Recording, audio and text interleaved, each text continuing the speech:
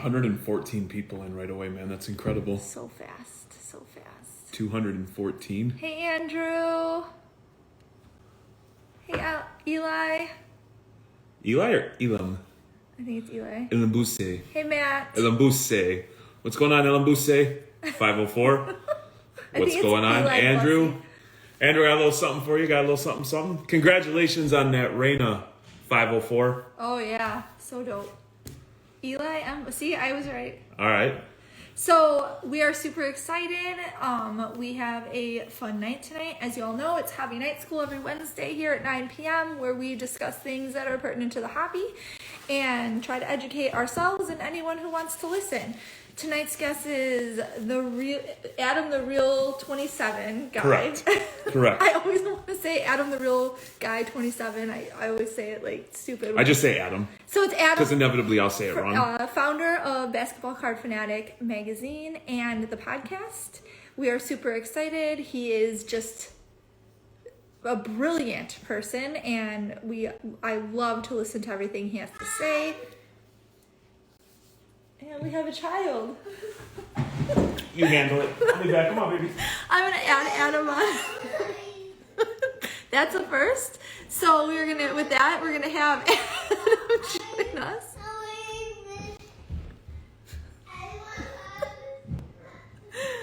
Oh my goodness. We'll have to edit that out when we put it up for the podcast. The joys of lives when you have children. So that was we had an interruption from the littlest reckless member. Courtney, I have 4 kids, and every time I try to do anything, I have interruptions too. So don't feel bad. Yeah, if not in person, they like to bog down the internet and do anything in their power to disrupt what we're trying to do over here. For me, in general, it's in person. So I'm in my little home office right now, which is kind of on the other side of the downstairs as to where my kids are often hanging out. But every once in a while, the 1-year-old will sneak over and I'll hear little scratches at the door. So I get where you guys are coming from. She just comes out. She's like, "Hi, I'm here." Bring her in. I'll talk to her too, for sure. She'd probably be interested. She likes Pokemon cards, though. That's her thing.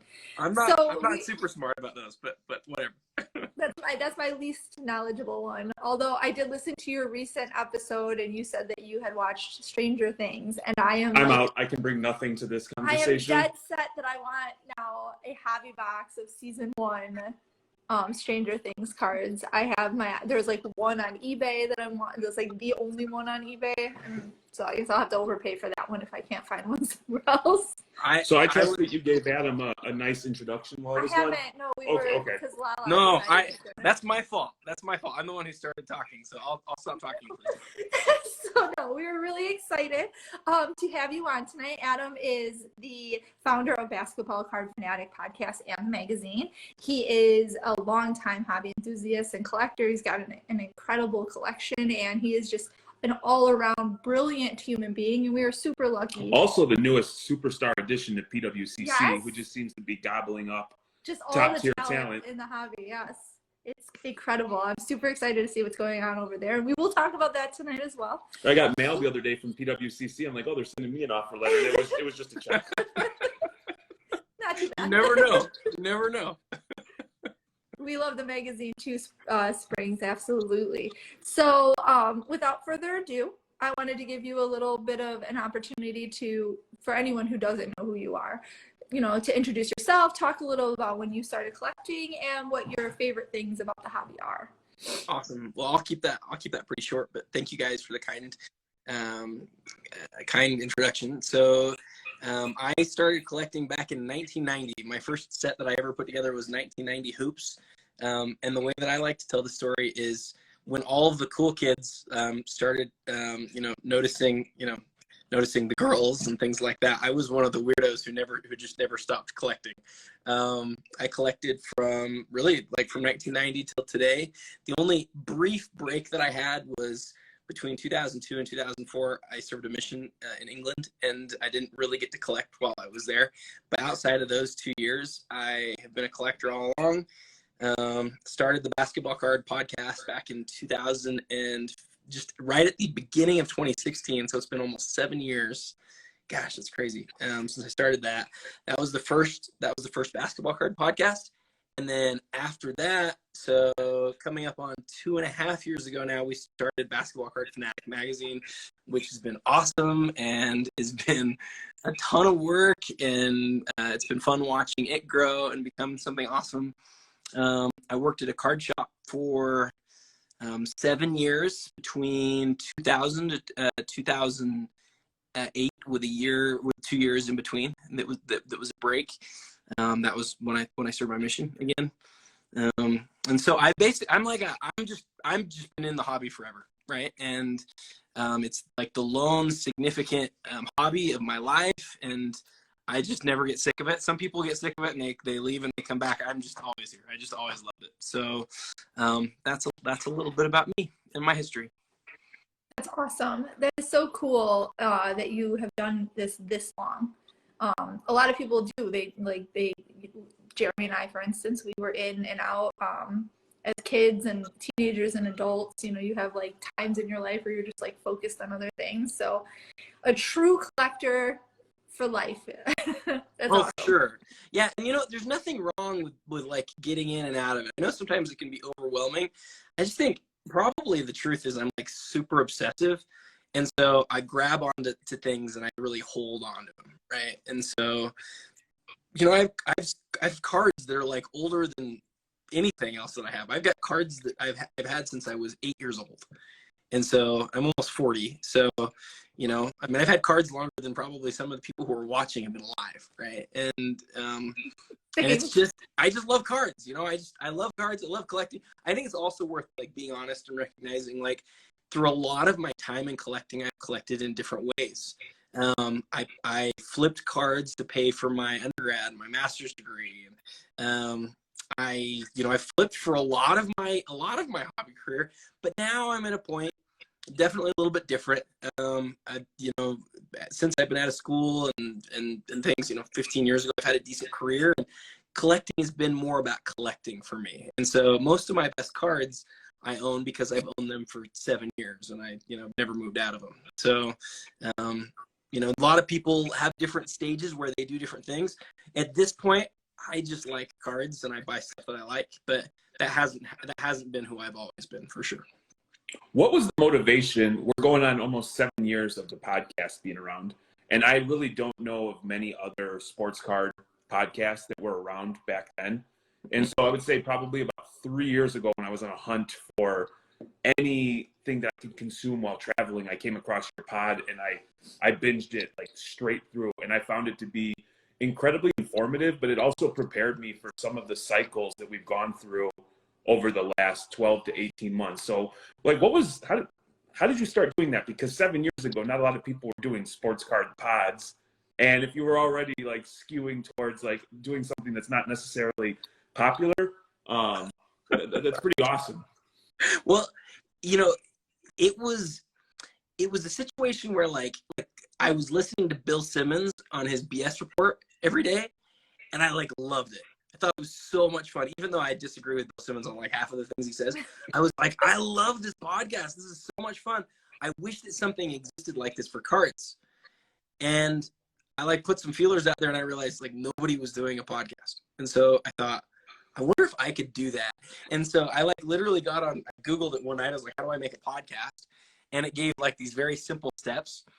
And so I listened to a few podcasts, and then I like followed these steps, and then I was like, I'm going to make a podcast.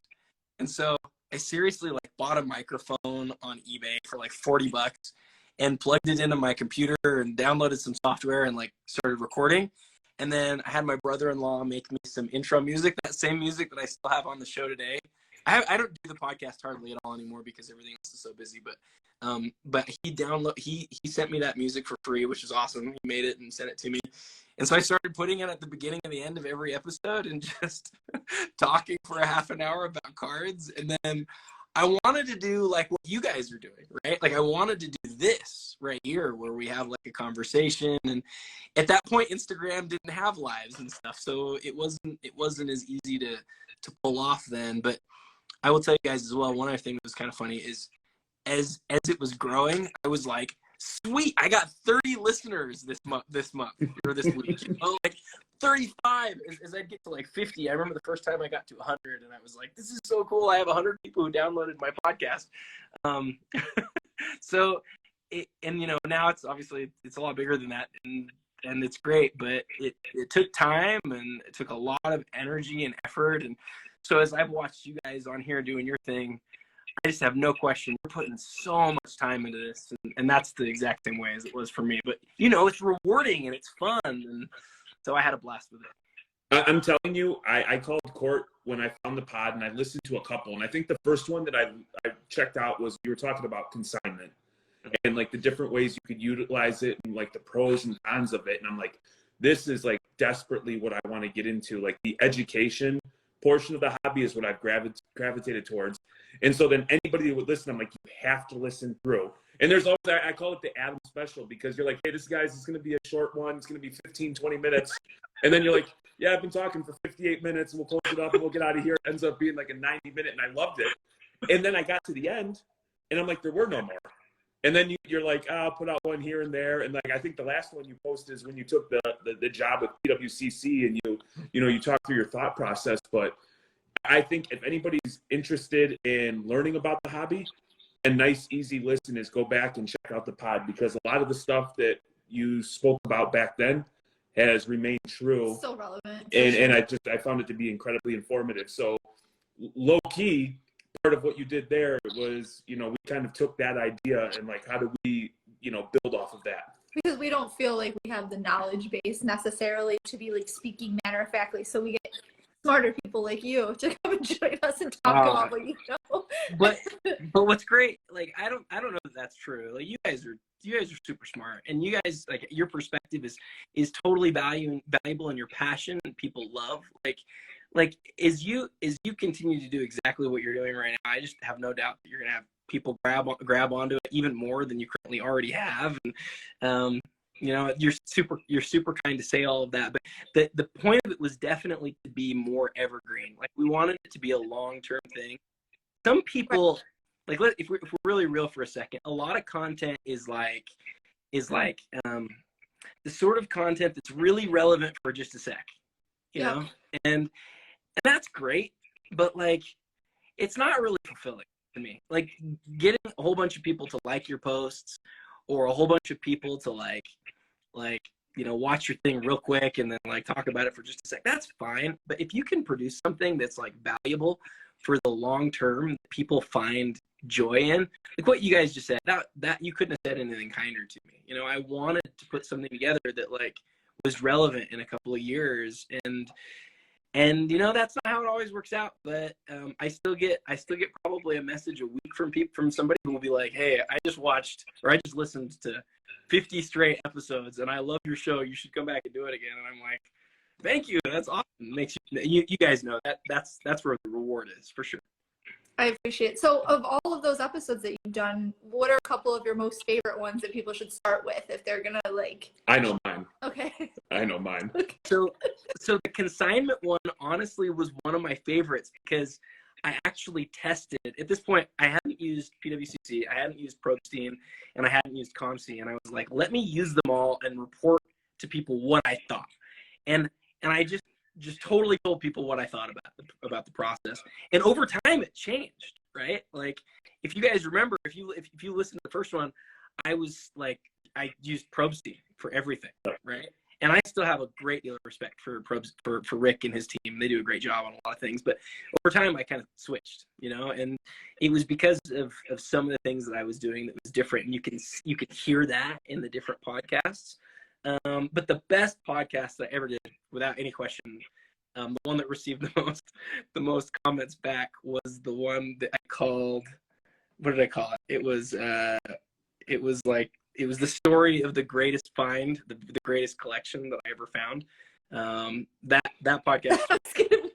Yours too? Yeah, That was such a- 100%. But I'm not gonna, Adam, as I was listening to it, and I'm like, please, man, I like you so much. Please do the right thing. Please do the right thing. And then how it transpired, I was like, I felt like a sense of relief because the story was fascinating, and I don't want to ruin it for anybody, but it's a great listen. But like, ethics is something we deal with we deal with all the time, and so I was just like, we kind of live in a society sometimes where you expect people to do less than ethical, and to see like you went above and beyond to do what I would deem the right thing was just like that heartfelt warming for a hobby story. So that is by far the best pod that you did. Yeah. Well, let me jump in real quick, because as I recorded that, I actually recorded that because I had somebody who messaged me and said, "Hey, I heard that you stole a whole bunch of stuff from some old widow." And I was like, man, like that hurt me, right? Like it hurt me to the core. Like I would like to shorten and condense the podcast to the next 5 minutes and describe to everybody what happened. I can't do that. I really can't. There's so many details along the way. It was a 1 year long story, and it was the most incredible thing I've ever been through in the hobby. But I can stand up, I can put my hand in the air, and I can say I did everything I could as kindly and as fairly as I could possibly try to do it. And the problem is that there's still people who are going to believe you're a bad guy, you know? And so, and then the ironic part about it is the cards from that collection that I did buy, that I've kept, right, for 6-7 years, they all skyrocketed. And so now it looks like, oh yeah, you took this old lady for all that she was worth. And I'm like, but 90-something% of that value has come since I bought those cards, right? And so I would tell anybody, I think that episode's like an hour and 20 minutes long.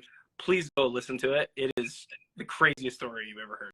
I'm going to link it when we post this to everything. I will link that specific episode to it. I'll link your whole podcast, but that specific episode will be in the show notes for everyone. So you can just scroll down and immediately click on it and go listen. Now, in fairness, after Courtney listened to that episode, maybe a week or two later, she came home with a box that was like this big with miscellaneous cards that some random person was like, I don't know what's in here. Would you just take it? And she paid for it. And if you look at our old stories, it was a dining room table full of cards. And it ended up being complete and total garbage. But she's like, you never know. That 47 guy found some awesome cards. Something's in I here. spent weeks going through like tons Junk of wax. shit. Oh, I'm sorry, just garbage cards. And our kids absolutely hated us because we're like, no, you're not. I know it's 3 o'clock in the morning, but we got to grind. We have to get through these cards. They're on the counter.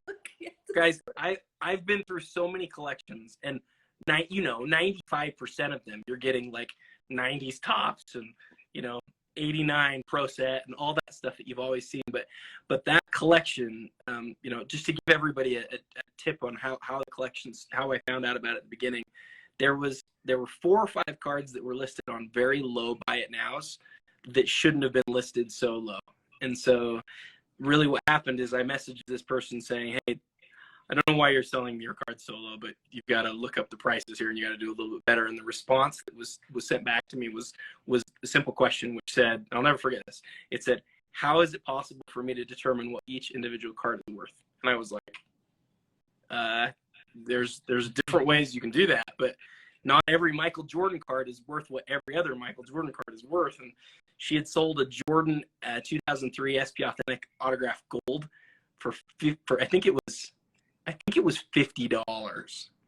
And it was a real sell. Like, she really went through with it. She really sold the card. And I saw that and I just went, this isn't right. Came to find out that this collection had been sitting in her closet for a decade since her husband had passed away. And it was the most amazing find I'd ever been a part of. And anyway, it's a long, long story with lots of twists and turns and crazy parts. But in the end, I don't think there's anything I could have done but what I did, to be fair to her. And I'm glad that I was able to do that, obviously, because it benefited me, but also because I made a good friend out of it and got really an incredible story. But we could talk about that podcast for 2 hours, seriously, without Sure. So what you did the podcast, you were having great success with that. What caused you to start the magazine, and was, you know, Beckett Magazine an influence for starting the Basketball Card Fanatic magazine? Yeah, I love Beckett. Growing up, every second Monday of the month, I would go into the card shop, and the basketball Beckett would be there. And I loved looking at how the arrows trended. You know, I loved that initial part, but what I loved in the long term were the stories in Beckett. And so, you know, maybe two and a half years ago now, I literally was just sitting there one day thinking, you know, what would be really cool is if we created something that duplicated some of those things that Beckett used to do, but did them in a better way. You know, what if we gave collectors a real voice to tell their stories? And so initially we thought it would be cool to do something digital, and then see how that could grow. And so I went out on Instagram and I said, hey, if I do this thing, who would be interested in it? Send me your email if you'd be interested. And within the first couple of days, we had over 100 emails. And so I was like, oh, this is awesome. And then a couple of days later, we had a few hundred more. And suddenly we had 400 people who wanted at least a free version. And I thought, well, that's really cool. I wonder who would pay for this. And because it was a lot of work, right? It was a ton of work. And so we started out at $10 an issue to sell it digitally, but just straight up digitally. So we're sending like a PDF to people, basically. And then after we did that for a little while, we figured, you know, this is cool, but we really need to provide something here that's different. You know, it's not just written content, but the best kind of written collector's content. And so we continued to, you know, look for ways to share people's stories that would be intriguing. And so I would like look around at all the different things that people were doing, and I would ask people, do you want to write about this? And then in issue number 2, I interviewed Nat Turner, and then I interviewed Lior, and I interviewed like basically like all of the really like big guys in the hobby. And every time I put these interviews out, people loved them. And so, you know, it was the magazine started really as like indices for the different elements of basketball card hobby, an interview, and then 4 or 5 community pieces. And then on issue 7, we tried to do something different, which is we printed it. And I've got my mode on where you can't see. It's actually up here. I've got all my magazines behind me here in my office. But issue 7, we printed just a few copies, and people loved it. And then for issue 8, we printed 500 copies, and people loved it. And watching it grow, you know, having people like just die to get it every month and message us and get super excited about it, it has been such an awesome couple of years. And you know, has led to some tremendous relationships. The best thing, though, that I'll tell you that happened along the way was right at the very beginning, I knew I didn't have any design abilities. I'm not artistic when it comes to that sort of thing. And I made like one of the good friends of my life. His name's Kevin, Black Griffin Cards, here on Instagram. And he messaged me and he's like, hey, I want to do this with you. Let's make this big. Let's make this cool. And you know, without him, I probably would have given up after 3 months, honestly. But with him, we created something, the beginning of something that's turned out to be really cool and continues to grow today, and we're super proud of it. That's so incredible. Were you, when you started printing it, were you a little nervous with like the move to digital media? That like, were you surprised that it took off as well as it did, or were you sort of expecting it to go as like? What was your expectation with that? I'm just so curious. Well, we knew it was going to be expensive. We knew we were giving up a lot of our profitability because there's no costs when you're just sending out a digital magazine, right? But what we felt like was if we wanted it to ever grow and be something that people actually remembered, like we had to probably print it, and because it is so different, right? And I will tell you, the first time we got that Jordan copy in the mail, in fact, I'm going to grab it real quick. Hold on 1 second. Let me grab it out. I don't know if you'll be able to see it. I don't know if you'll be able to see it because I've got this mode on. I don't know how to turn it off. I turned it on at one point. But, like, just showing you. That's awesome. Yeah. But check out, because we had the wrong number of pages, look at what we did on the back of the magazine. Nope, people don't know this because we only printed like 10 of these. Look at our back of this issue. we printed the back of the card on the seventh. It's the seventh issue because the first six were just digital. But we created something that we thought was really cool. We printed it. We got it in the mail, and we all looked at each other and we were like, "This is awesome. We should make this big. We should do something really fun with this." And yeah, like when we announced that we were doing it, people went crazy, and they were just like, "Sure, $12 for a print." I mean, we spend so much money on this hobby, right? But like $12 to get something that's like really good information, that's really fun to have and have in your hand. I've seen people have gotten it graded, right? I actually have a graded copy. CSG graded a copy for us. We've had people who've gotten their copies signed. One of them signed by Steph Curry. Watching that happen has been so incredibly rewarding. And like, I think the thing people don't get though is people are like, well, but digitally, like you can share information, so much better digitally. And I'm like, yeah, I know. Like, trust me, I get it. It's not the most convenient way to share things, but there's something. I mean, you guys know there's something different about getting like a magazine in hand and like saying, okay, I'm gonna read from this thing that I'm holding in my hand right now. It just feels different. You know what I mean? I'm the same way. I consume everything digitally in real life. But once we get the physical magazine, I've never once touched the PDF. I actually wait if mail's delayed a day or two.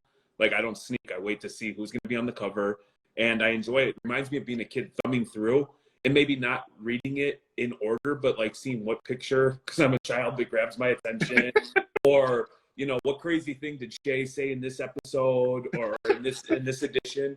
And so I love the physical copy. I love it. And I will tell you, we don't set up at a lot of shows, but when we do, we always bring them and set them out. And it always grabs people's attention. And so anybody that's interested in sports cards, we're like, here, take it, check it out. Make sure you follow them, maybe let them know that we sent you, help us out a little bit. But I love it. I love really seeing do. the people in the comments saying that they got one from us and they think it's so cool. It's honestly, guys, you're the only ones that have really done this. But when you ordered a second one so you could give one away for free, I was like really touched by that. It was you guys know we're part of like this exclusive club of people who have worked so hard on content, and whenever you have somebody who helps you and like share your content, it means the world to you, And so when you guys were willing to do that, I don't know if it led to any sales or how many sales it led to, but every time we get to add the number one, another subscriber to our list, we're grateful to do it. But going back to the information sharing, it's not the best mode of sharing information, but it maybe is the most permanent. Like, yeah. You mentioned Shay just a minute ago. Just earlier today, I went back to my shelf here and I picked up issue number 13, and I was flipping through it, and I remember our designer Kevin, he wanted to do something really fun with Shay at that point because it was when Shay was talking about the gold kaboom. Yeah. And so he put Shay in every article holding up a gold kaboom just to be really funny, right? And it's so funny. I was looking through it the first time and just laughing hysterically. And then today I was looking at it again, and I just started laughing because like that's the story of BCF is like we got to make it whatever we wanted to. We've had a ton of fun with it, and I'm super glad that that it gets to continue as well. I'm super glad that you came on and we could talk about this because we have been such fans for so long that it's so nice to like have a conversation with you about it here. So you talked about the Shay and the gold kaboom. What are some of your favorite other like articles that have been in, and besides the interviews and stuff, things that have been written that you really enjoyed or were like surprised by maybe? Well, I always love the interviews because I'm the one who gets to do them, and I've loved all the interviews. Some people who I would have never met, guys like Matt Shine. People know him as Shine. Getting to talk to Nat multiple times, and honestly, the reason I have the job that I have today at PWCC is because I got to, they were incredibly supportive of the magazine along the way, and so all of the people who I've gotten to talk to have been fantastic. But the piece that I actually like the most, okay, so there's a few. Here's a few. One of them is by a guy who's written for us maybe like 8 times. He's written by far the most for us. His name's Card_Shamcard on Instagram. And he wrote an article called In Defense of Friction. And he wrote this as, you know, as all of the big venture and private equity money was coming into the hobby and sort of trying to institutionalize it and trying to make it more, you know, to make it frictionless. And he wrote this article called In Defense of Friction, and it's basically about how as collectors we require friction. We require the hobby to not be totally easy. And like I'd never thought of this idea before. I never thought it, never crossed my mind. And I just like sat there and read it and I was like, this is so freaking cool. Like I love this. And so I love that piece. And then another piece that I liked, actually, do you mind if I grab it real quick? Is that go ahead. Okay, one second, let me grab it. It is I'm gonna have to put all these back in just a sec after when we're done. But guys, I'm so proud of this magazine. So You should be. all right. So check this out. This right here, I wonder, maybe I'll turn this around here real quick. Okay. So this was the centerfold to the Steph Curry issue. What number is this? Number 17, that's right. And it is the main rookie card from each of the NBA's 75. And it doesn't seem like a lot, but like when you get it in front of you and you go, that's all 75 of the top, you know, 75 players. That's all of their rookie cards on one page. Just sort of like, I don't know, it just hit me. I was like, that's it. That's our hobby right there on one page. And so it's a little thing, but you know, when you discover, hey, we've got a middle section, it's a centerfold, let's use it. You know, I just love that. So 7 years ago, you create a pod, and you're very passionate. It's clear about that you love this hobby. Then you go on and you create a magazine that's about this hobby, and then you up and quit your job. And I know there was a lot of thought, and now you're working full time in the hobby. How's the transition to PWCC been? And I don't know if you've like articulated exactly what your role is. If you could, you know, shine some light on what you're doing with PWCC, so for everybody that's tuning in, they know. Yeah, I'm super glad to be able to do that. Okay, so And can you bill them for this? Is this considered work? Like you're putting in overtime since we plugged PWCC? Make sure you pay Adam his overtime, man. So I went to school for a long time. I'm a CPA. I had a 12-year career in the world of fund administration, right? I've worked at basically hedge funds and private equity funds for 12 years. And to a lot of people, that's like a total dream job, right? I mean, I've had a lot going for me professionally. That I'm not trying to like boast or anything, but like I've been very fortunate in my career, right? I could talk about the things that have been hard about it, though. You know, a lot of long hours, and a lot of doing things that haven't been interesting to me. But as you point out, like I love cards. I just love cards. I've always loved cards. Every time, in fact, my old boss told me this. He said, I think it's a pretty good litmus test if you just allow your mind to go wherever it wants to go, and you allow yourself to do whatever you want with your time. Where does that go, or where do you go with that? And then are you able to make a living doing that? And for me, and it's probably for you guys too, like definitely for me, my mind goes to cards. You know, my time goes to cards. I love thinking about cards. I love doing content. I wrote on the blowout forums for years, just post after post after post, because I love the hobby. I worked at a card shop because I love the hobby. I was able to pay for things along the way and have fun with it, but like I just have always really loved it. And so, you know, when I had this opportunity to go take another job in the world of private equity, and it was for a pretty significant raise. It was for like, sounds crazy, but it was for almost twice the amount that I was making before. And I was like, man, how do I say no to this? I'm going to probably have to take it. And then as I was considering taking it, I was like, but is this what I want to do? Do I want to work as an accountant my whole life? And my kids are getting older, right? My oldest is 12. I've got these kids that are growing up, and I want to be able to spend more time with them. And I was like, do I just want to do this forever, or what do I want to do? And I wanted to prove to my kids that you can do what you want. It sounds cheesy or whatever, but I wanted to prove to my kids you can follow like what your dreams are. You can do what you want to do. And so PWCC previously expressed some interest, and so I messaged the director of marketing, and I said, hey, I'm thinking about this. And they put together an offer, and I couldn't be more grateful. My work does not feel like work anymore at all. I love it.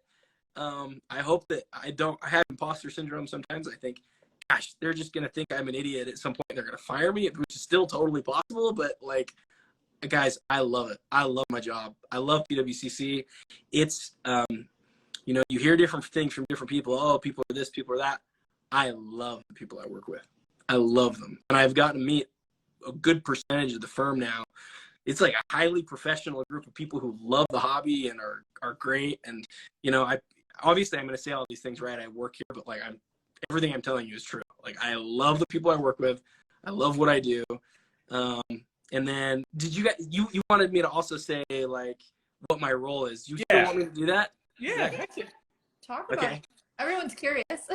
So I just wanted to make sure you guys didn't have any follow-up to that other stuff. So you're fully living everyone's dreams, like full-time, having a job that pays all your bills and is hobby related. And so we definitely want to hear about it. Yes. For real, Courtney, like I'm like, how is this possible? Like, how is it possible that I have a card job and that my kids are somehow able to continue to live and have food and stuff, right? Like the Too Thick Pod.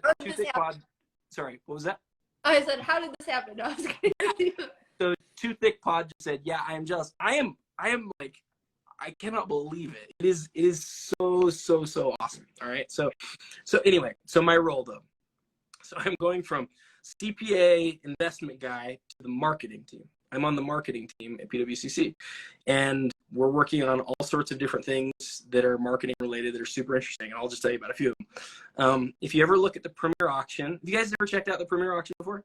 I actually think bidding on PWCC like adds to the experience because I feel like it's an event. Yes. I have to get bids in everywhere, and then I sit there and I like, it's night. We spend the night. When you talk about like what the litmus test and like what you like, that is us. We do nothing but consume hobby stuff. The Premier Auctions, we're just like, it's like reality TV. We're like, oh, it is. What do you think's gonna happen? So PWCC currently has several different ways that you can sell cards. I'm not going to turn this into a sales event or anything, but let me tell you about a couple because it'll make sense. So there's a fixed price marketplace where you can just go and see what people have listed stuff at when it's, you can make an offer on it, on those items. And then there's a weekly auction, or what we call our Sunday auctions. And that's super cool as well. That's mainly where I would live if I could bid on them. Now I can't bid on PWCC auctions anymore, by the way, guys. We can talk about that in a bit, but that is the hardest part about the job, is not being able to bid on auctions. Not every auction house does this, but PWCC has a very strictly enforced rule that you can't bid on PWCC auctions. So it sucks for me, but anyway, so that's the weekly auctions. And then there's the Premier Auction. The Premier Auction is meant to be for items that are $20,000 and up. And I am fortunate to be able to join Jeremy Lee on his show once a month on a Thursday, and we talk about the auction as it's ending, and it is crazy. It is crazy fun. But anyway, I'm being long-winded. The thing that I get to do outside of that show once a month is I also get to do the videos for the cards. And so if you ever look at the Premier Auction and you click on an item, there will be a few different ways you can look at the card. You can see a 360 view of it, spin it around and see how it shines and how it refracts and stuff. You can see a super high res image, which is easily the best in the industry. It is the best in the industry. It's fantastic. And then we go an extra mile and we have a video about every card in the Premier Auction. So once a month I go to Oregon for 3 or 4 days, and they put boxes in front of me and they say, okay, here you go. Talk about this card for however long. Talk about what you think is really cool about it and what are some good selling points, because obviously our role is to get the best information out there, so that our cards can sell for as much as possible. That's our goal, right? We don't want stuff to undersell. We want stuff to sell well. So I'm looking at the card and I'm saying, let me tell you why I think this card is cool. So you can put any card in front of me. Last month I got to do the Michael Jordan red, the PMG red. It's up right now, and I got to talk about it for a couple minutes. I had it in my hand and sitting in a room like. I'm so jealous of you. Oh. So It is crazy. I'm sitting there hanging out with like boxes of cards that are millions of dollars, and I'm like, oh look, another Tom Brady contenders. Oh look, another Kobe exquisite limited logo. Like I'm just going from one to the next, and I'm looking at it going, man, this is like an amazing thing that I'm getting paid to do this job. And so I'm talking about the cards for 45 seconds to a couple of minutes, and then I record another one and record another one. So that's one thing that I do is these premier auction rates. Do you guys? I can keep talking about this forever, but I just picture you, Adam. Like I think of you like the Narcos movies where you're like wearing next to nothing because they don't want you sneaking any cards out. I was picturing more like Scrooge McDuck, where you're just like diving into the box. So I walk in That's and how I'm I like, would be. I walk in and I'm like, what am I doing here with these millions of dollars of cards? And the guy who I'm working with goes, you see that right there? And I look up. I was like, yeah. He's like, that's a camera, and it's on you at all times. And I was like, oh, cool. I get it. Like, there's like some. So I'm not gonna steal the card So I today. can like smell it and like rub it on myself. Well, it also helps that PWCC has my cards, right? Right. And that's not a small amount of value. Like there's a lot of value in their vaults that are in their vault that's mine. And so there's definitely this mutual thing here. But no, I mean, the vault is awesome, and being able to do those videos is awesome. We're also, let me tell you about a couple other things real quick. So we're also doing a weekly show now called The Hobby. I actually, like, we just released episode 2 literally like half an hour before we went live. And so Cool. no, I guess, sorry, an hour before we went live. They go live 8 p.m. Eastern time every Wednesday. Episode number 1 was about the Michael Jordan 1984 star card, and I had Cajun Cardboard Brian Dennison join me for that episode, and he's fantastic. He's so smart and a lot of information. Episode 2, we talked about the Wayne Gretzky rookie cards, the OPC and the tops. And we had Jeremy Leon to come talk about like different things that you should look at when you're buying that card. Fascinating stuff. That episode just went up. Each of those episodes are going to be between 20 and 40 minutes. But like you guys are trying to do, highly educational, also super interesting, and fun, right? You want to be having fun and learning at the same time. If you can do both those things, you're doing it right. And so, I'm pretty impressed, honestly, guys, that PWCC would basically front the cost for this high quality video that is just collector's content. It's not meant to sell anything. It's just collector's content. It's interesting. It's good for learning. It's good for the hobby. And I'm grateful that they chose me to do it. And I think it's super cool. The last thing I'll tell you about, we haven't really announced. Where can 614 Cards wants to know where is it? I'm assuming on YouTube through PWCC. Yeah. Go to the PWCC Marketplace YouTube channel.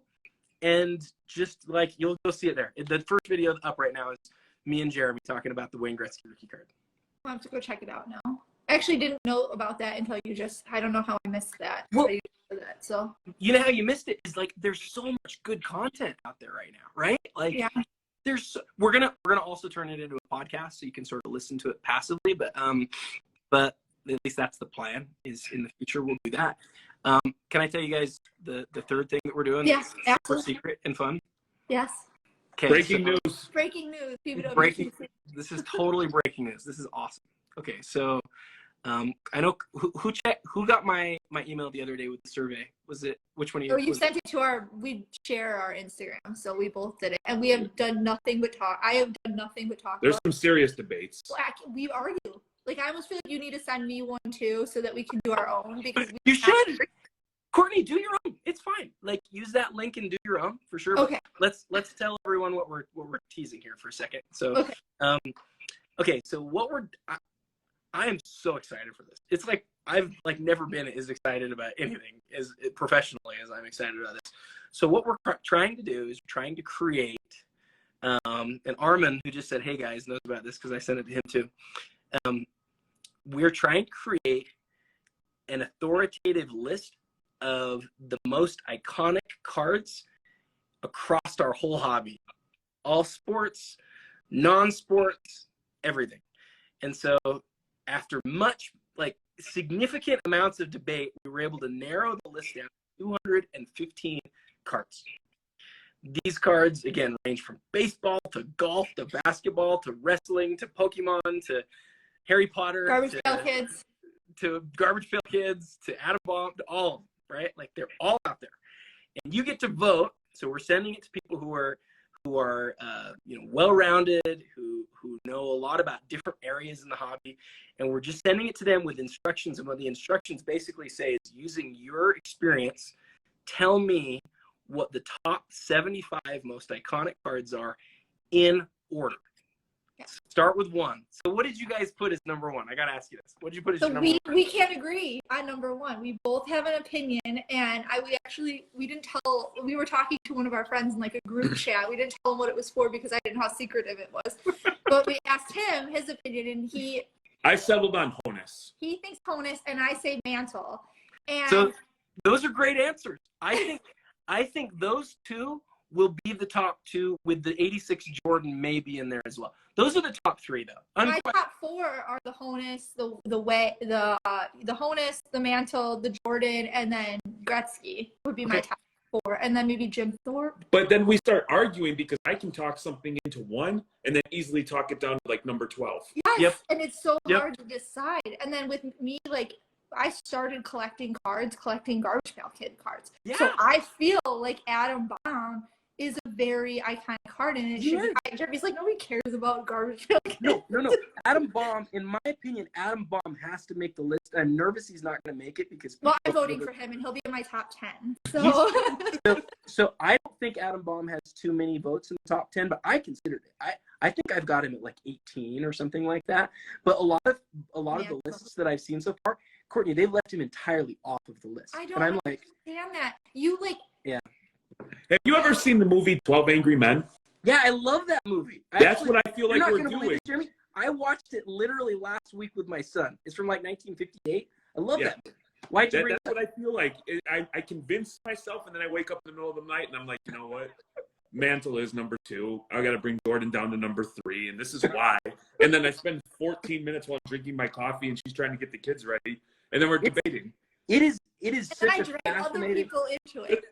Well, it is such a fascinating thought exercise. But the thing that's most exciting about this, guys, and it's kind of cool we get to talk about it here because, like, it's going to go live here pretty quick. Like, we've done a lot of work on this, and on the backside. But like, we're going to have this list that's going to be aggregated and averaged across, I don't know, 150 to 200 people who have participated.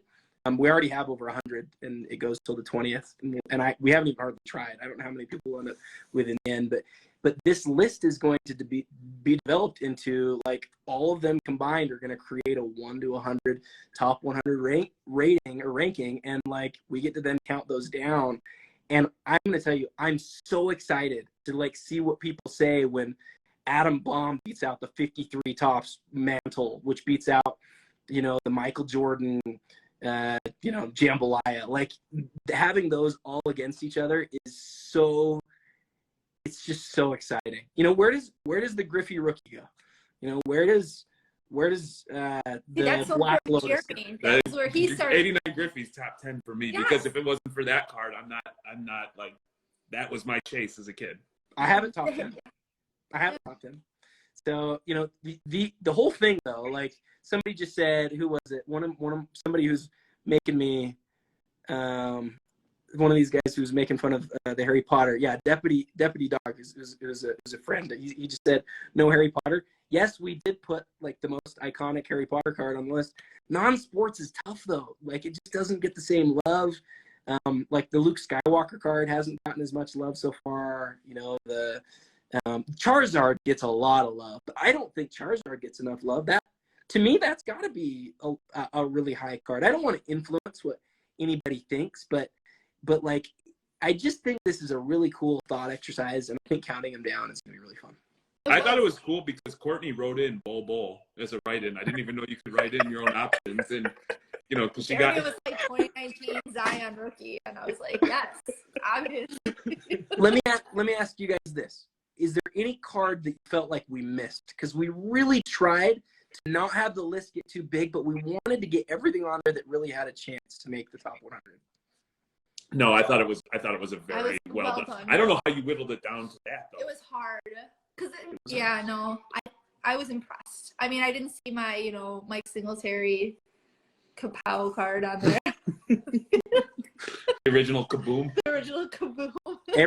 Everybody we've sent it to, there have been people who've been like, I think you should have included these 5 cards, and most of the time they're cards that we cut.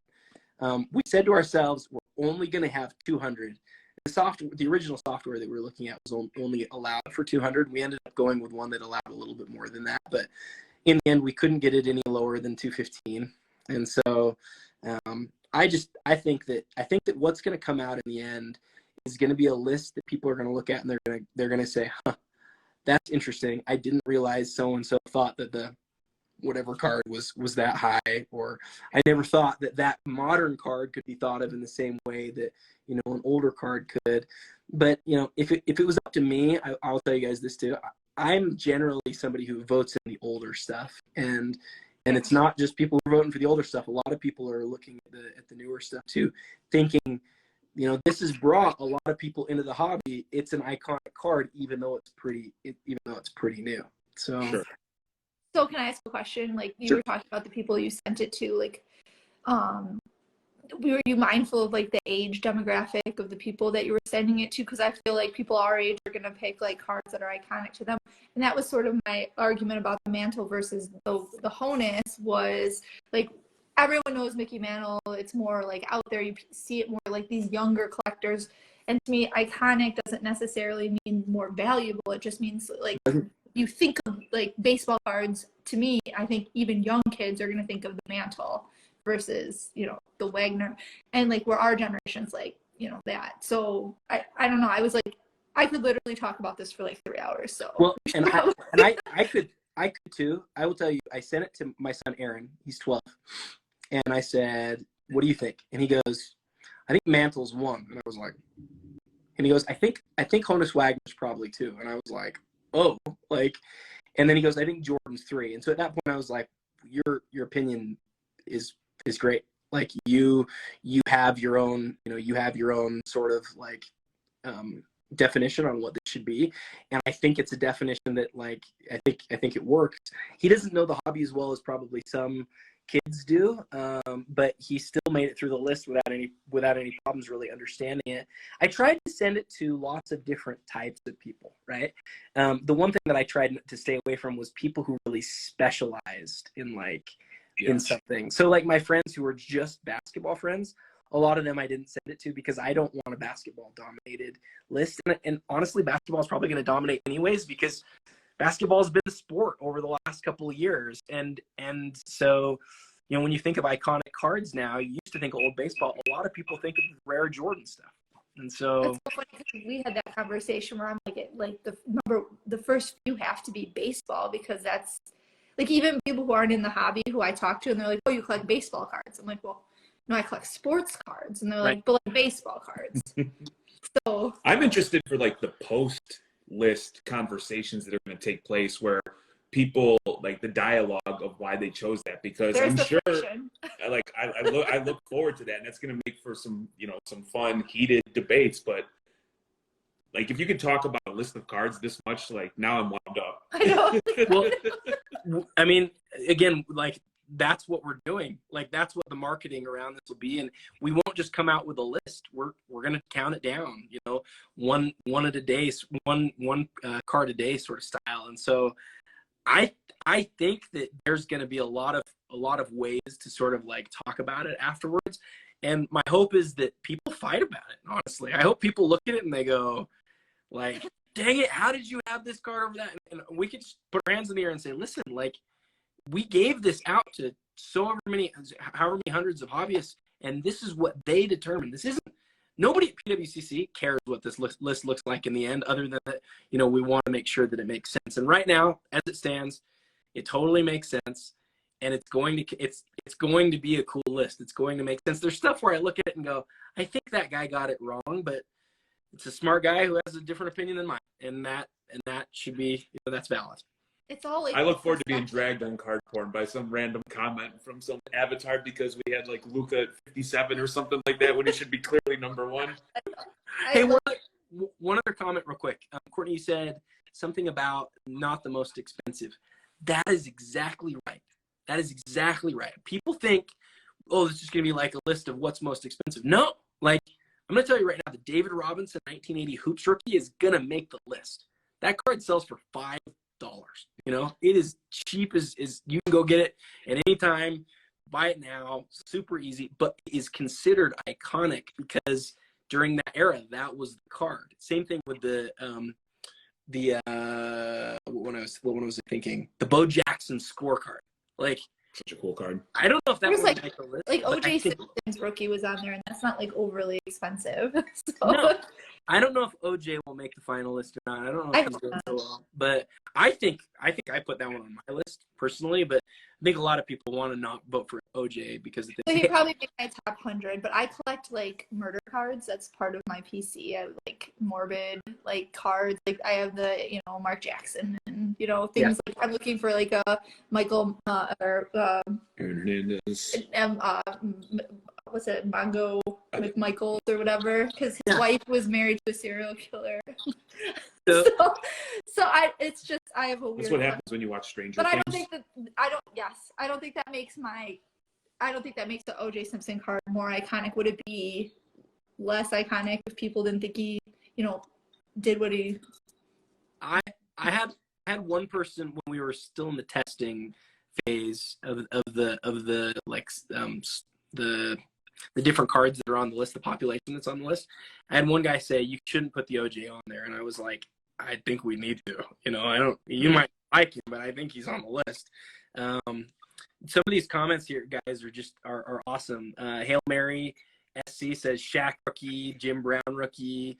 614 card says 1992 Shaq upper deck iconic and only $10. Deputy Dog or Jordan scoring kings. Hail Mary SC, like all those cards are going to be on the list because it doesn't matter that they're cheap. Like they're iconic. They are iconic. And so the list there is no like correlation to value and where something is on the list. There's none. It's what people believe is iconic. And so for me, that sort of brings us all into a level playing field. Some of us might be like buying 6-figure cards, but we can all understand that like what's iconic doesn't relate to what cost is, and I think that's really cool.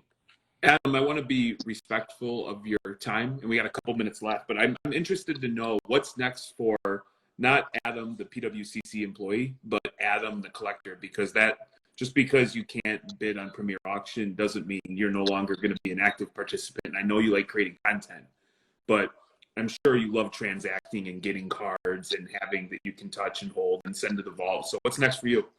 So over the last couple of months, I've been doing Harry Potter art box cards, which is the weirdest sentence that I probably ever uttered because I was basically a basketball only guy for 30 straight years. But it's been really fun diving into something that's really new and different and really enjoying that. So I've loved that world. But the Jazz just traded my favorite player last week in Rudy Gobert. Mm-hmm. And so part of me wonders, do I want to keep collecting Jazz stuff? Does my fandom follow him? I love Rudy Gobert, which I know is a weird sentence that you've never heard before. But I do. So I've got to figure out what the next thing is that I need to collect. I got myself into some card debt going so long on the Harry Potter stuff that I'm still digging my way out of.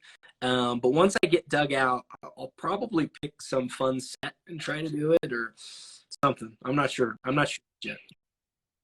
Well, that's awesome. What are you guys doing? What do you love collecting right now? Is Stranger Things that a real thing? I really think that I'm watching Hopper Auto, an 11 Auto, obviously the actual actors, I think I'm pretty obsessed with it, and I'm going to try and get a hobby box from each season now. I don't know why I didn't start when the series came out. I don't know what like, you know, I was a huge Harry Potter fan when I was a kid, but I didn't buy Harry Potter cards because I collected sports cards and I collected. And so it didn't occur to me to step outside of that box, but I have been recently really stepping outside of the sports card box, and I definitely think that Stranger Things will be something that I'm very big into. We actually just completed the 1992 Upper Deck Hollow MVP, the entire set, The whole set. all in PSA slabs, including the checklist. And so we're looking forward to showing that off. It's obviously nothing crazy in value, but it was fun to build. And then we're building, there's a wrestler that I don't even know how we went down this path, but we're building the rainbow for Dewdrop. And so hunting down this card of this wrestler that most people don't know about, trying to build a rainbow has been quite the adventure. Those are two great examples of different ways to collect that I wish people would like separate themselves from the financial aspect for just a second and say, like, how can I go have fun? Putting together a rainbow is like one of the most fun things that you can do, and being really dedicated to be able to try to go find the gold, the 10, and the 1, the black, or whatever, like that. I just think that's awesome. I also think this comment right here is awesome, Jeremy. Cage says Jeremy is Hopper, so that means you're gonna have to do the Stranger Things too, I think, Jeremy. Yeah, no, he won't. He doesn't like sci-fi, so he won't watch the show. Although he doesn't like the show, but he'll walk through and then he'll stop and watch like a couple minutes, and then he'll ask me a bunch of questions. And then when I like comment that he's watching, he's like, "No, this is stupid," and then he leaves. But then he'll come back and be like, "What happened to the cop with the mustache?" And I'm like, "He died. He didn't die. He died. No spoilers." So my question is this, and I'd love to hear both of you. Can I ask you guys a question real quick? Yes, please. You said you'd be respectful of my time. Are you guys okay on time right now too? Yeah, Yeah, we're good. we have nothing Okay. going on. Okay, so this is something that I've really tried to understand and battled with, and I wonder what your initial thoughts are, or maybe if you've thought about this before. So, sports cards are really cool for a lot of reasons. One of which is that they can become culturally significant, right? Cards are culturally significant. You look back to the 40s and the 30s, like they've always been culturally significant, right? And that's because sports are culturally significant too. Like, we care about our athletes, right? We also really care about our shows and our movies and pop culture. And these pop culture cards have existed basically as long as sports cards have existed, right? But for some reason, sports cards have this multi-billion-dollar, industry, and pop culture cards don't. Like, they don't. There are cards that are worth something, especially if you get into other areas of non-sports like Pokemon and Yu-Gi-Oh and stuff like that. There's a lot of value, but why do pop culture cards have like almost no value? The Marvel cards, I guess they did, but particularly like autographs, right? Like, that's what I'm into. And Courtney, you were talking about like the 11 and the Hopper. Why does a Hopper autograph sell? What does a Hopper autograph sell for? It right now it's sitting at like $258 as the starting bid, and there's no bids on it. So and they aren't allowing like offers. So I'm waiting for it to end, and then for them to put up an offer, and then I'll put up an offer. I'm not going to pay $258 for it. So but I have an actual. I think I have a good answer for your question. What is when you think of sports teams and sports in general, it doesn't matter. I mean, it does to a point. Obviously we all love our 90s Bulls, and we have people who are obsessed with the '85 Bears, and I'm Chicago fan, so I go with that. But the players come and go, but the team stays the same all the time. And you live in that city, and people move from that city. Their father was a Bulls fan, their father was a Packers fan, whatever. They get new players to be excited about. A TV show has its run, and then it's over. There's never going to be, if they come like with a remake, like you see Boy Meets World has like Girl Meets World, and they're like older. It isn't, you don't have that like consistent generational attachment to it. You don't have like new exciting things. And after a while, the shows, if they run too long, they get old and stale and boring. And so the people who are diehard fans, like, all of us Stranger fans, or, Friends, or, whatever show that you like to watch, you'll buy the cards, but it's not that same passion. There, no, you know, Jennifer Aniston's not going to like win a Super Bowl on Friends. And, you know, 11, when the series is over, you know, Millie Bobby Brown is going to go off and do her own next career thing. Maybe she won't. And maybe she'll never be famous. So maybe she'll become a superstar and her like rookie card from the Stranger Things thing will be a big deal. But maybe this will be the only thing she ever does. So I don't. I think that's a great answer, and I think there's a lot to what you're saying there. The thing that's clear to me is even if she goes on to be like the biggest star ever, it doesn't seem like the world actually looks at that card like it's a rookie card. They don't value it in the same way. And for something for I would say assets that are as rare as they are, because they're significant. Look at their autographs. Look at Millie Bobby Brown's autograph compared to LaMelo Ball, right? Like, which one's higher quality? Who took more time with it? Which one's rarer?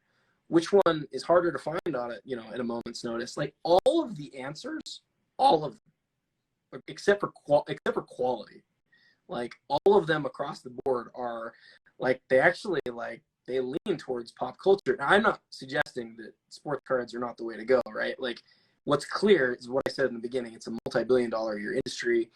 It's trusted and true, and people love it. I just find it really interesting that pop culture has relatively, you know, zero following compared to sports. And you mentioned a few other names. Jennifer Aniston. Can you imagine if Friends had an original like what if each season of Friends had a set of cards and each of the main characters autographed 100 cards? Like, that sounds so cool to me. I don't know. I think getting the first season Ross autograph, like, I think that'd be so cool. But you know, what if Seinfeld had that? What if Seinfeld had all three of the main characters, or all four of the main characters autographed the same card? Doesn't that sound like something that would be really cool? Or is it just me? Is it like sort of I'm like up in the night? No, so I'm more into pop culture than Jeremy. He doesn't get into that kind of stuff. So like talking about this is like, I think it's so cool. And it's so funny because we differ where I really am into pop culture. I have never even thought about collecting pop culture cards until Stranger Things came out. And yeah. I was a huge Harry Potter fan. I had wands and books and shirts, and you know, I went and waited at the theater for it to open so I could get the ticket from opening day. You know, waited at the bookstore for the next. You know, you dragged me to Toronto to go to that Harry Potter bar. I dragged Jeremy to Toronto to go to the Harry Potter bar. So, and I do not own a single Harry Potter card. And I'm a huge card collector. So real quick, Courtney, two quick things. Sorry to interrupt. Deputy Dog says, I'm still waiting on the Office cards. And I think about like Michael Scott. I think about like, you know, Jim and Pam. Like we have emotional, it sounds so stupid, but like we have emotional connections to cards or to characters and shows. Armin just said I should collect Game of Thrones. I have a good friend who's collecting Game of Thrones stuff. Like, it's going out of style. I don't watch Game of Thrones. I've never seen a minute of it personally, but everybody, you know, everybody has their thing. What if, so this is my other thing I want to say real quick. On going back to Harry Potter real quick. So the ticket that Hagrid gives Harry, and he says, you know, stick to your ticket, Harry, and he goes and he gets on platform 9 3/4. Artbox took that ticket and cut it into pieces, and it's in carts. There's 40 of them, and like, it's worth a couple grand. And I'm like, holy crap! Like, can you imagine what's the equivalent of that in the world of sports? Like, I don't even know what the equivalent is, but it'd be worth a lot more than a couple grand. You know, it would be worth a ton. So I don't know why it hasn't caught on, but I think you're right. There's something to this, like collecting a team, and it continues year after year. And even the most popular series, even Star Wars has breaks, you know, along the way, and Harry Potter has breaks, and maybe that's it. Maybe those collectors just collect other types of paraphernalia. But as I sat there back in, you know, February and really like contemplated this, and I thought about how big of a deal Harry Potter is, I couldn't get over it. I went crazy, guys. I don't even want to tell you how much money I spent on Harry Potter stuff. It was insane. But like, I am very long on the world of entertainment, I'm still long in the world of basketball cards. That's where by far my most value is. But I love collecting all sorts of different things. And what it comes down to me is, if you find something that you feel like that's something I want to own, and that's something that I believe is a decent investment based on all the economic, understanding that I have, I think you should go collect that thing. And, Stranger Things, honestly, like, I think that's a great idea. I don't have a single Stranger Things card. I don't know if I'll ever buy one, but I like it. I see the appeal of it. My son might want to collect it. My daughters might want to collect it. So, I think that'd be awesome. I feel like such a loser because I don't know any of these shows. So yeah, he doesn't watch TV. So that's. But I do have 2 pop culture cards. I've got some Crazy 8 from Breaking Bad, and that's just because Max Arciniega is a longtime friend of mine. But any of these other shows, I've never even seen The Office. Yeah, so I feel like gave it to him. He had no idea that it existed, and gave him 2 of them. And I thought it was so cool. But someone said that they have I saw the Breaking Bad. In there. I love it. I don't know. I don't know what the answer is. And frankly, here's the thing though with pop culture. I bought a couple Lance Bass cards because I like NSYNC, just Lance Bass, and I bought and I'm gonna buy these Stranger Things cards because I want them. It has nothing to do with whether or not they're valuable or if it's a good investment. I don't care. So let me tell you guys one other thing real quick. I know I keep jumping in, but I want to share one more thing. So Curtis Beyer is in the chat right now, and he's a friend of mine from back in my world of accounting days and accounting for the funds that we were talking about earlier. And Curtis Beyer and I, back in 2014, Prism Soccer had just come out, and I said, Curtis, this Prism stuff has a chance to take off. I will never understand why people don't collect soccer. And we had a conversation very similar to what you guys and I just had, where it's like, nobody collects soccer. Why don't people collect soccer? Like, everybody loves soccer across the world. And, like, they care about these teams. They care about these players. The fans are crazy. Why doesn't anybody collect soccer? And like, if Curtis is still, I don't know if he's still watching. He probably isn't. He probably left us. But he goes, why isn't this a thing? And I was like, it should be a thing. And if it ever is going to be a thing, we should buy 100 cases of this stuff, and we should just sit on it, right? Yeah, he's definitely there. He's definitely there. Yeah. And Curtis Curtis is not a card guy, right? He's not a card guy at all. We had this long conversation. We looked it up. We dreamt it. We thought all about it. We said no, right? We would have made millions of dollars, millions of dollars in doing it, because the world realized all at once, oh, wait, this is a sport that people love. These are assets that people care about, and this should be worth way more than it is. And that's all that had to happen, is that the world had to sort of realize what's there and then collect it. Will that ever happen with pop culture? I don't know. Probably not. But it happened with soccer, and I don't know why it can happen with all these different sports and it can't happen with pop culture. So we'll see what happens. On the bright side, had you bought those Prism cases, you might not have had the money to buy the microphone for $40 on eBay to start the pod, which led to the magazine that puts you here now. So that's the way I'm going to look at it. Awesome. I love it, Jim. This was a wonderful conversation. It was so much fun.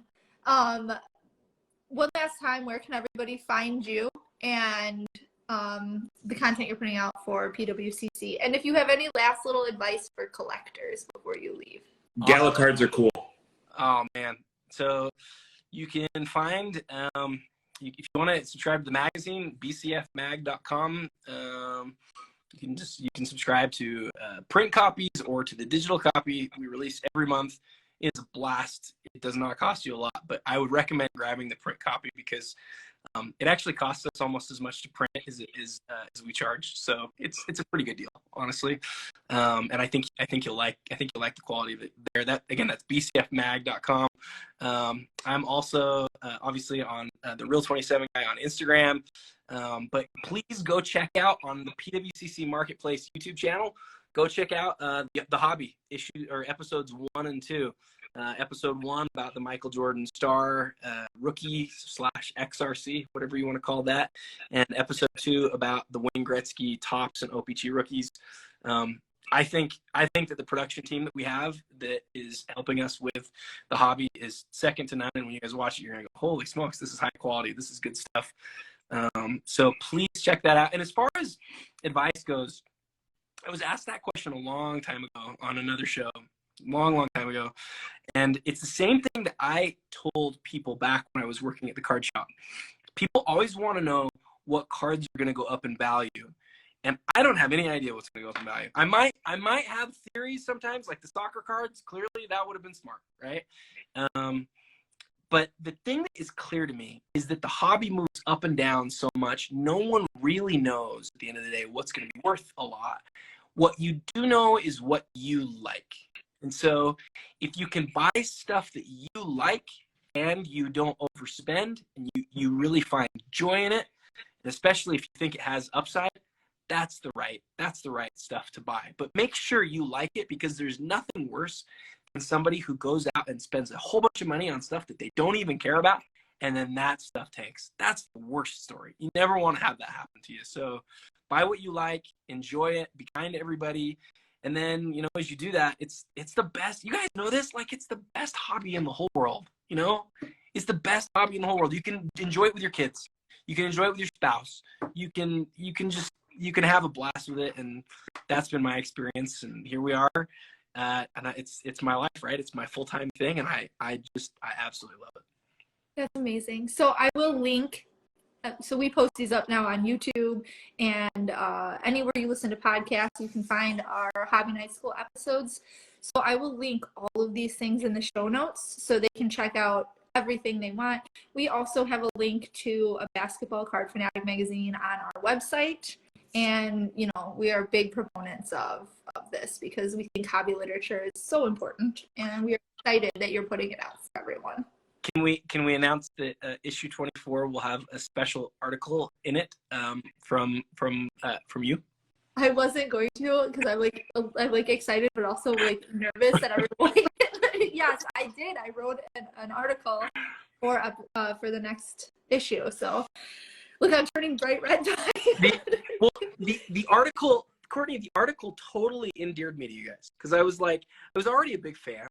But as I'm reading through the article and I'm thinking about I don't want to spoil anything, so I won't say anything. Something that Jeremy said really like was smart. He said, you know, I don't want to know what the cover is going to be.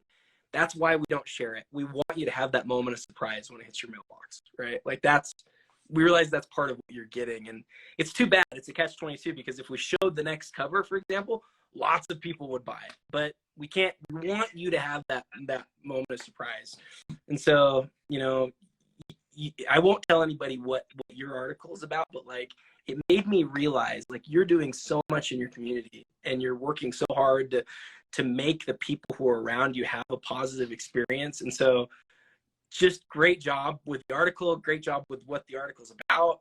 Just awesome stuff. Yeah. And I mean, I guess if her article made it, that means mine did not make the cut. So it's going to be a bittersweet moment over here. But, well, I can only do one a month from you guys. I can't have it be half. If Jeremy said that I wrote an article, I would like fall over. He is verbose. He's an excellent speaker, but like, he thinks faster than he writes, I think. Yeah. And next issue, Jeremy. Next issue. There you go, my man. I'll be your ghostwriter. But we really appreciate you jumping on. We've been longtime hobby fans of what you do. We appreciate it because we know how it's impacted our ability to collect and our perspective, the way we look at things. And anybody who raises a family, we have 4 kids as well, that takes time out to assist and help other people. It's good people in our book. And so we wish you and your family nothing but the best. And I'm sure we'll cross paths again very soon. Absolutely. You guys are the best. Keep crushing it. You really are crushing it. Keep doing your thing. Thank you so much. And we'll talk to you soon. Thank you. Bye, everyone. All right. See you guys. Go plug your phone in. I know it's about to die. It's about to die.